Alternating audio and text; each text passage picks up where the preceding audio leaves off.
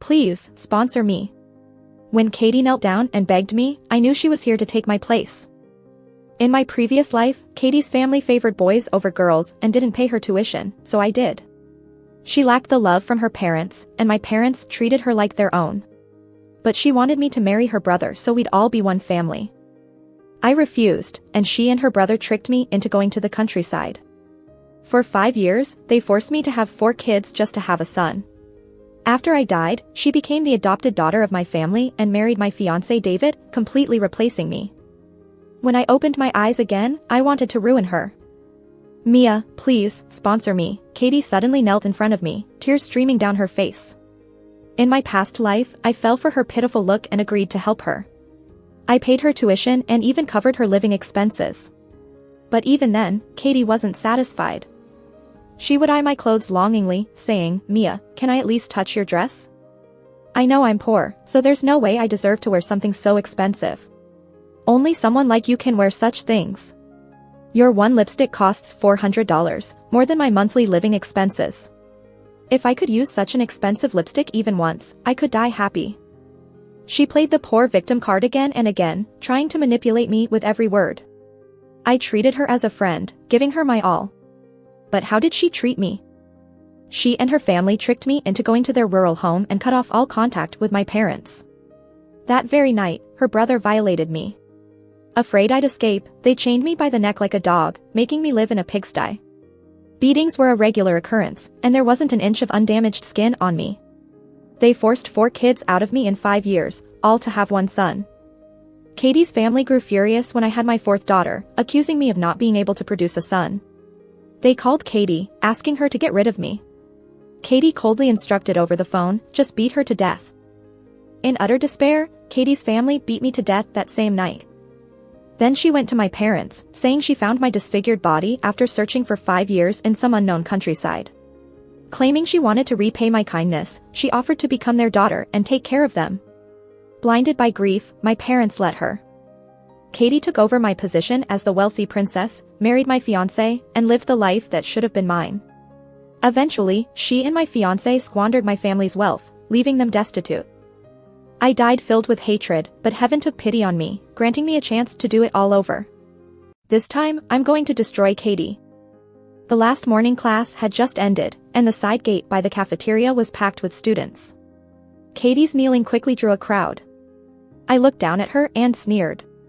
Her tactic was predictable, choosing such a busy spot so if I didn't agree, she'd use all those oblivious onlookers against me. Guilt-tripping was Katie's specialty. Katie seemed momentarily clueless, my calmness wasn't part of her plan. Her tears flowed even more. Mia, I'm really desperate. Without your help, I'll have to drop out. Your family is so wealthy, your monthly allowance is thousands, and my tuition isn't even the cost of one of your dresses. It's so easy for you, why can't you help me? Just because I'm poor, should I not get an education? Mia, I'm bowing to you. We're roommates. Even if you look down on poor people like us, please help me this one time. Look down on the poor? She twisted my words, making me the villain with just a few phrases. Such skill, but I wasn't the fool I was before. I smiled slightly. Let me be clear, I've never looked down on poor people.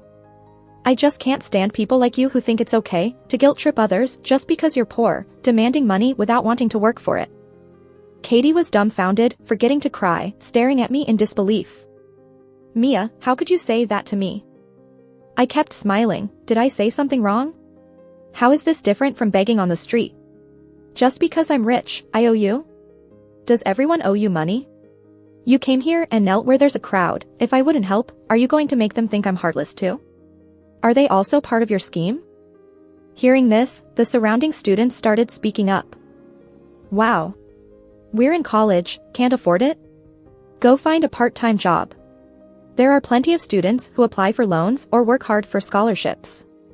I work to pay for my school. First time seeing someone kneeling for money, it's absurd. She has no right to demand help from someone who owes her nothing. Exactly, highlighting that she looks down on the poor, that's what they call being a punk, right? Katie was panicked, waving her hands, that's not what I meant. Mia, you really misunderstood. Please don't guide everyone to blame me. I apologize, I was wrong. She cried even more fiercely, as if I'd rallied the whole school against her. I sneered. Last time, when everyone got involved, I'd already agreed to help. So they subconsciously thought I owed Katie. But this time, I had a voice, and I was going to let the truth be known. What everyone said is the truth. Who's blaming you? Katie, accusing me of looking down on the poor is one thing, but don't blame others for criticizing you too. Katie was scared, scrambling to explain, I'm not. I really didn't mean that. But she still got side-eye from everyone. Even a fool could understand what she was insinuating. Mia, why are you bullying a classmate? I hadn't moved an inch. David ran over, pulling Katie up, righteously questioning me, how could you let a classmate bow to you? I slowly rolled my eyes. This was my oblivious ex-fiancé. I counter-questioned him, which I saw me making her kneel. David was stunned. Mia, you. I knew he wasn't used to me talking to him like that all of a sudden. Of course, he wasn't used to it. In my past life, I liked him.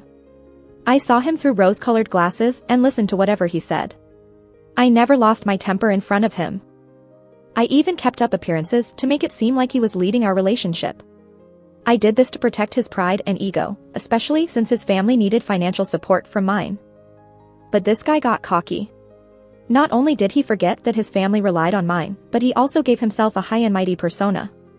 Eventually, rumors spread in school that I was not good enough for him. David was sneaky behind the scenes. In this life, it's not going to be easy for him either. I watched David protect Katie and thought maybe they'd been together even earlier than I suspected. David snapped out of it, after all this, you're still making excuses.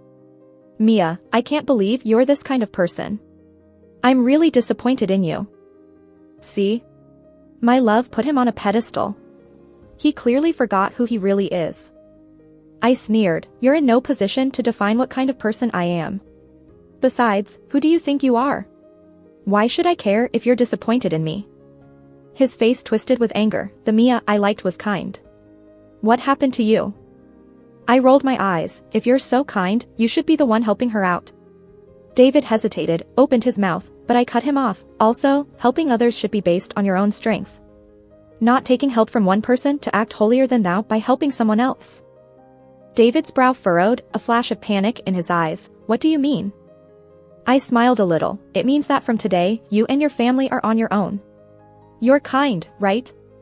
Then just keep being a good person to the very end. You don't like me, remember? Congrats, from now on, there's nothing between us. I turned to a teary Katie, and you, congrats, you've got someone to support you. You can keep freeloading now.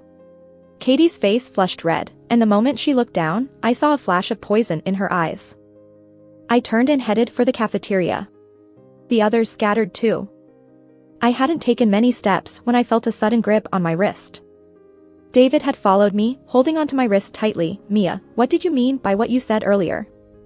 His touch filled me with disgust. I shook off his hand. It means you need to stand on your own 2 feet. Aren't you a college student now? Can't you understand that much? People started to look over.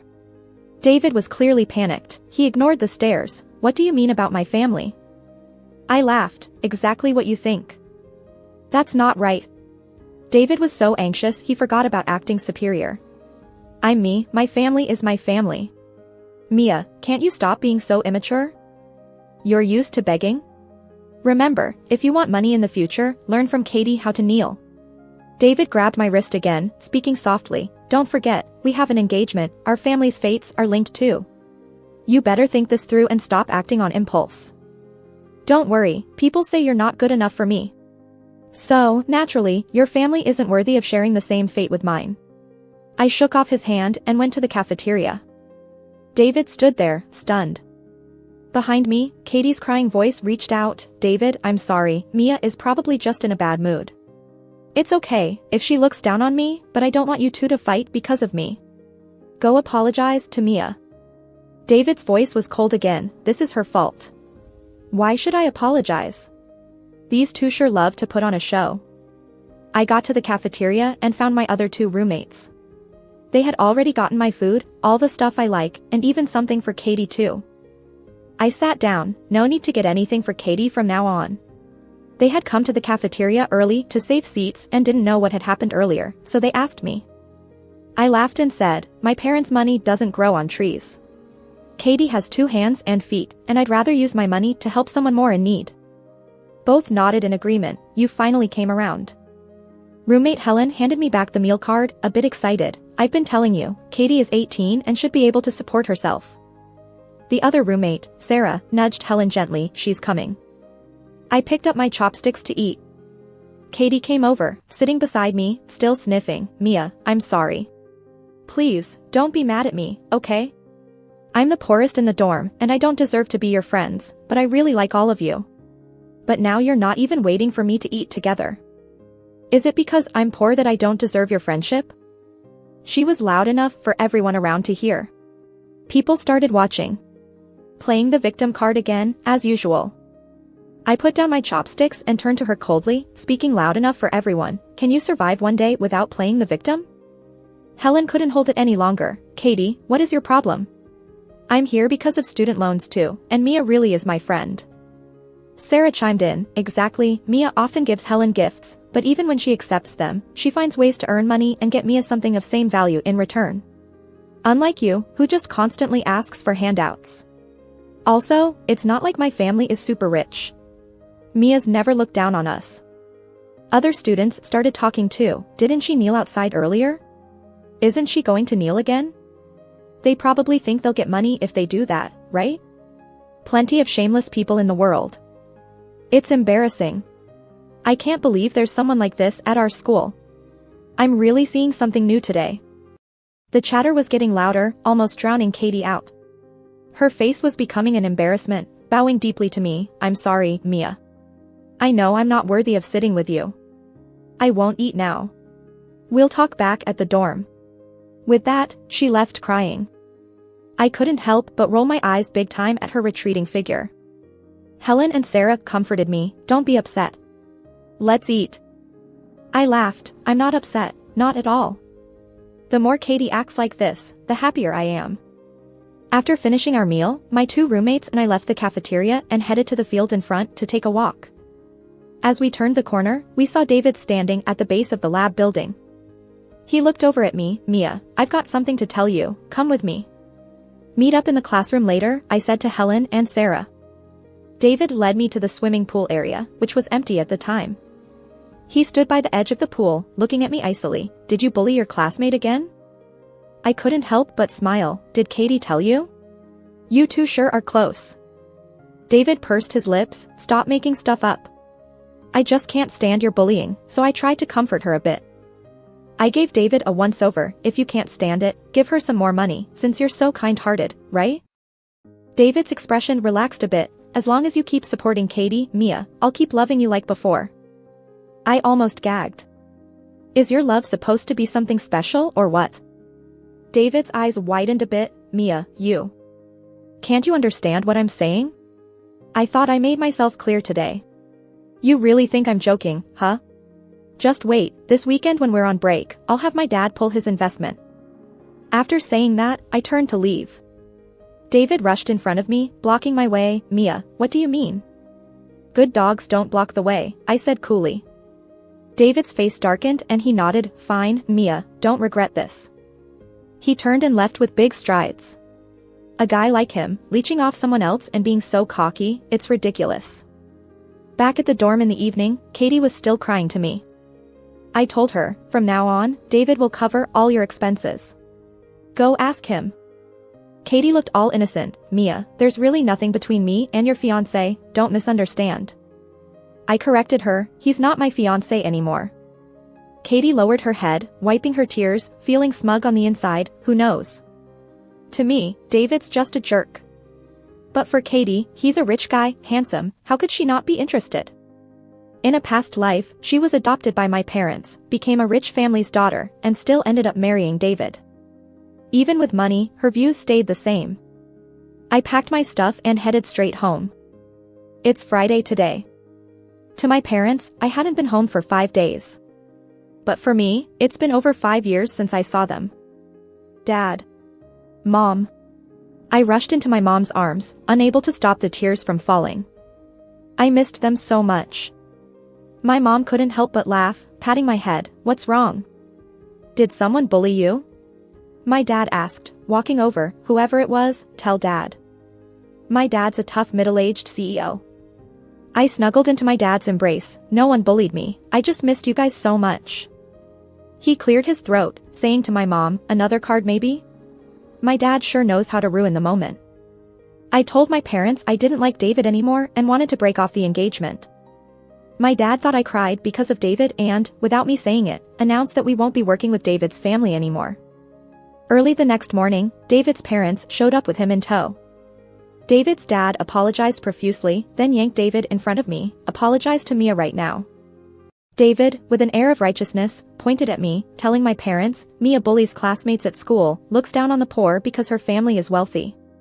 I just want her to change, is that so wrong? My dad looked at me, furrowing his brow. My daughter bullying classmates? Impossible. My mom, normally gentle, had a hint of coldness in her voice now. Mia has never bullied anyone. How could there be talk of this just over a month into college? It seems like I need to have a talk with the principal. And, my mom said with a steely gaze at David, you said my daughter bullied others, where's the evidence? David paused and responded, she made a classmate kneel. I chuckled, told you already, she did it herself. Didn't you hear it, or do you not have a memory? I looked at David's father. Many students can testify for me, and surveillance can be checked too. Uncle, your son doesn't ask around or investigate and just accuses me. That's not something an apology can fix. He defamed me, I could sue him. Hearing this, David's father slapped David hard across the face. You brat, apologize to Mia right now. No need, I don't care for his apology, it's disgusting. You can leave. I coldly showed them the door. Under my parents' pressure, David didn't even get a chance to apologize and was thrown out. Without David, the world seemed a bit cleaner. I spent a lovely, peaceful weekend with my parents. Back at school on Monday, I heard about David. Their funding dried up, their company collapsed again, and David's dad beat him half to death in a rage. David was still in the hospital. This was all shared by David's friend, Larry. Katie still looks at me with those pitiful eyes every day, but she doesn't dare try her old tricks again. Lately, I've seen her eating plain rolls in the dorm every day. Even now, she won't get a part-time job. She just keeps looking at me with that pitiful expression full of hope, which I choose to ignore. After about a week, David finally returned. He immediately came to find me. Mia, I was in the hospital. Why didn't you come to see me? I pretended to be confused. Why should I go see you in the hospital? He explained, I'm just concerned about you. Do you even know how bad your reputation at school is now? Mia, to me you've always been kind and gentle. I just want everyone to like you. Why don't you understand? I laughed. If your family found a new backer, would you still be saying all this? David hesitated, of course.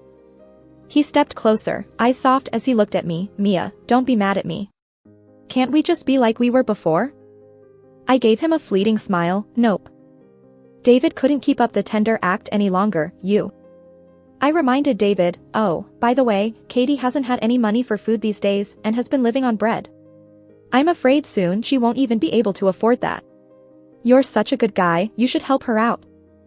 David looked at me with utter disappointment. Mia, I don't need your reminders. I just realized who you really are. Ending the engagement with you was the best decision. He turned around and walked away, leaving only his firm, righteous silhouette. I was curious to see how long he could keep up that front. Sure enough, Katie suddenly had money for food again. After class, she joined us at the cafeteria, buying all sorts of meat dishes. She even handed me a chicken leg. Mia, we're friends, and good things should be shared. She said it loudly, like she wanted the entire cafeteria to hear.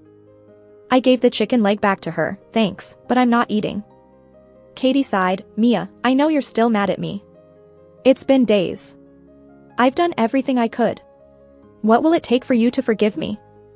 I sighed in return. Stop labeling me. You've been living on bread for days, I can't take from your first real meal. Then a thought struck me, and I asked in surprise, where you get the money for the chicken leg? Everyone looked at Katie. Her face showed a hint of guilt. I did some part-time work. Where? What kind of work? I pressed. Why do you need to know? Katie frowned. Because we're friends, remember? You asked for my forgiveness, I'm just worried about you. I could visit you at work, I said innocently. Katie bit her lip, it's over now. She stood up with her tray, I know you don't like eating with me, I'll go elsewhere.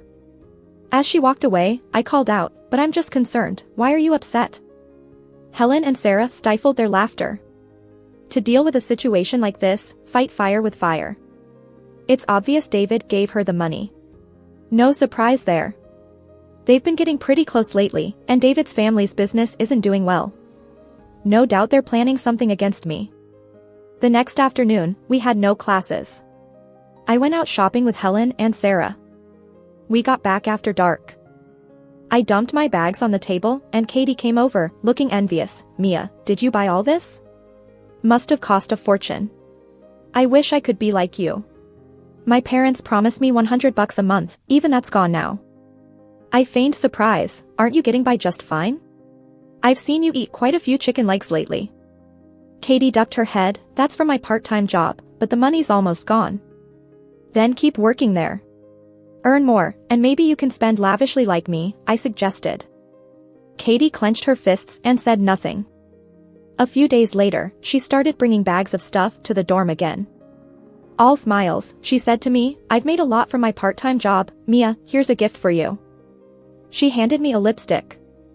I didn't accept it, keep it, I have enough. But it's a token of appreciation, Mia. Please take it, Katie's eyes sparkled. I still didn't take it, just smiled at her. I'll just leave it on your desk. She put it down, a calculating look in her eyes. Mia, let's go shopping together this weekend, I haven't done that before with you. I smiled and agreed, sure. When Katie went to get some water, Helen and Sarah came over. Mia, why agree to shop with her? I whispered my plans to them, and they nodded, got it. On Saturday, Katie and I met at the mall. I didn't buy much, but Katie did. Carrying all her bags, she sighed, I'm exhausted, Mia. Let's find somewhere to rest. I checked the time, why don't we head back to school to rest? But it's too far and I'm tired, Katie whined, I don't want to return tonight, let's stay at an inn. I've never stayed off campus. She looked enviously at me, you're so lucky to live locally, you can go home whenever. Why an inn? Let's stay at a hotel, I suggested. Katie's eyes brightened, really? Yeah. Did you bring your ID? Let's go. I hailed a taxi. At the hotel, I just stood by. Katie hesitated with her ID, Mia, this place is $400 a night, it's too much. I smiled, it's just one night. Katie looked like she made a big decision, handed over her ID, and paid a $100 deposit. $500 total. Bet she regretted it deeply. I intended to leave after getting her settled. Katie grabbed my hand, Mia, I'm scared staying alone. Stay with me? I pulled my hand back. Nah. Helen and Sarah texted me, they're downstairs. Gotta go. Katie blinked, they're here. You told them where we are? I nodded. Yeah. Why? Katie looked momentarily flustered but quickly hid it. She almost cried, I would have been fine with an inn. I stayed here thinking you'd stay with me. It's $400 a night, and now I'm out of money. Why stay outside if you're broke? Just go back to school. I rolled my eyes and left. Helen, Sarah, and I waited nearby at the hotel for about half an hour before David showed up. He called Katie to leave the hotel and get a refund. But since she had already checked in, there was no turning back. David snapped at Katie right there, who told you to bring her to such an expensive place? Katie was crying and said, it was Mia who suggested it. I thought she'd stay. I only have $500 left now. David, trying to save face, didn't say more. Katie asked, so, what do we do now? What else can we do? We can't get a refund, so we just have to stay. Let's go. He said and took Katie's hand into the elevator. I took a few pictures to keep. Helen and Sarah were still complaining on the side. Earlier, the hotel receptionist looked at the two of them like they were clowns. Sarah asked me, why would Katie bring you to book a room? She and David planned it. They wanted David to sleep with me and take pictures or something. That way, my family couldn't pull out their investment, so they'd have money. I thought David's family would look for other investors, but their methods are so vile. In this new life, I won't let any of their shenanigans slide. Helen cursed, despicable couple, they're not human. Sarah's tone was full of disdain. What are they doing now, you think? The three of us exchanged a knowing glance and laughed. By Monday, when we were back at school, Katie was munching on bread again. David indeed had no money left. His family's on the brink of bankruptcy and he can barely support himself, let alone Katie. David approached me to apologize. Mia, I'm sorry. Give me another chance, okay? For the sake of our past, could you talk to Uncle and ask him not to pull out his investment? Our family's business is really collapsing. I was a bit surprised. Aren't you and Katie together now? David paused and quickly said, when did I get with Katie? I'm not. Katie said you did, and you still deny it? I looked at him with disgust and walked away. Back at the dorm, only Katie was there. She suddenly knelt down again. Mia, please help me. If you don't, I really won't even have money for food. I feigned surprise. Didn't David say he'd take care of you? Why can't he even feed you now? Isn't he using you? I put on an enlightened face. Oh, I get it. His family's having issues, so he's probably trying to hype things up and attract investors. Just as I finished, Katie's phone rang. From her expression, it was clear it was David calling. She said nothing, looked furious, and left. After a while, I got a video from Helen. It was at the swimming pool where David and Katie got into a fight. Give me back the money I gave you. David reached out, completely ignoring his high and mighty persona. Katie yelled, you spent that on me willingly, why should I give it back? David cursed, you bitch, if it weren't for you, Mia wouldn't have broken up with me. Now my family's business is failing, all because of you. Katie sneered, you used me to fake charity for publicity, and I haven't even charged you for it. Plus, all those times you slept with me, the money you gave isn't nearly enough. David retorted, you're the one who hopped into my bed willingly. Their argument turned into a slapping match. Katie, of course, wasn't as strong as David. She came back with a swollen face. I saved the video Helen sent me, to watch when I need a laugh. Then I anonymously sent the photos I snapped at the hotel to Katie's family. Some debts need settling. 2 days later, Katie's family came looking for her. You're out there schmoozing with rich people, living it up, and you didn't say a word to us? I've raised you for nothing. Katie cried and claimed she hadn't. Her parents, of course, didn't believe her and dragged her to find David.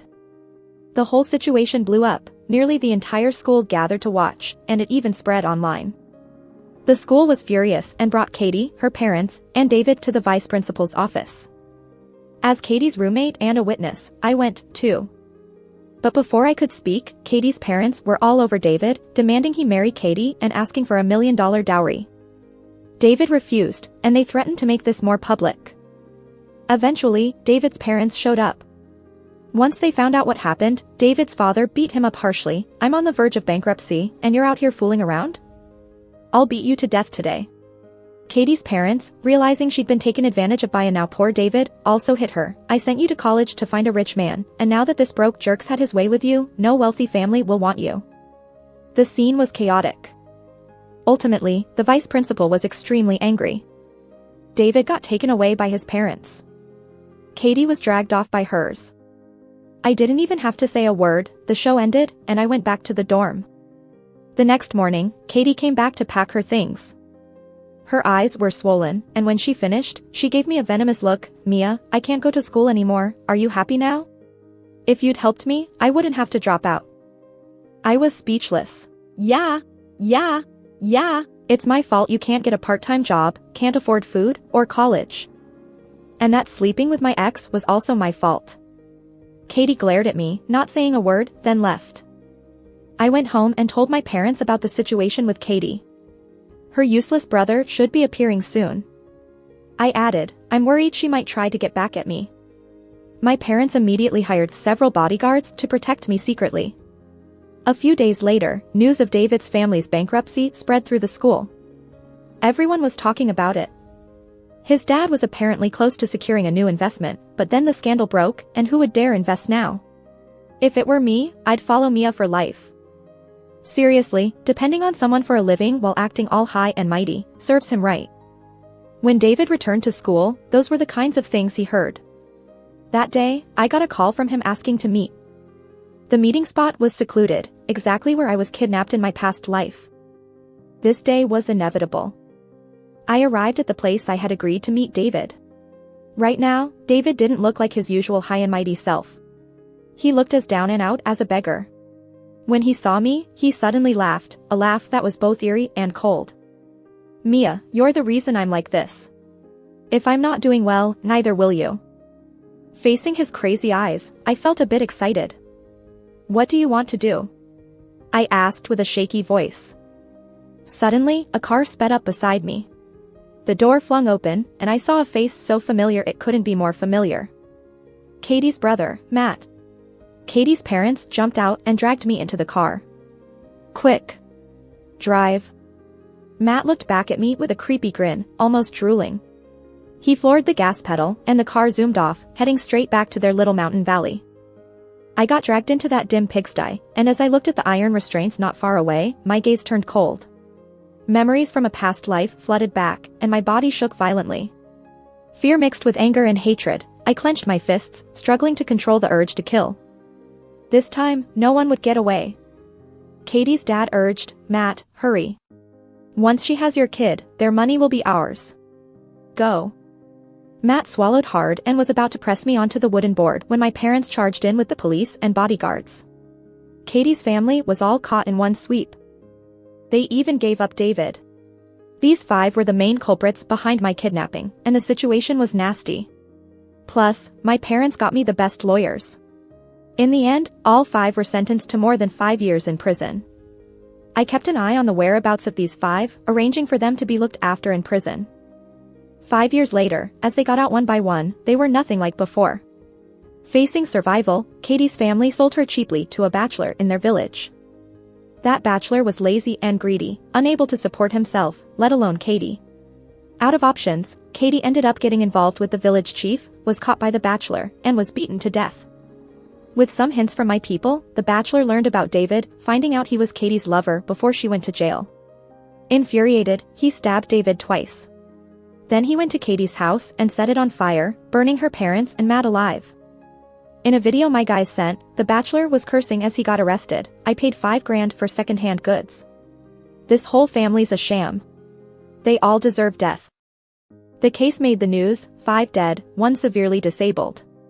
David ended up paralyzed and bedbound for life. When I saw the news, I was at the office. Helen and Sarah came to invite me to lunch. "Mia, what are you reading?" I exited the news page, stood up with a smile, and said, "Nothing. Let's go, lunch is on me. I'm treating you both to something fancy." Outside, the sun was shining bright. My life, just like today's sunshine, was radiant.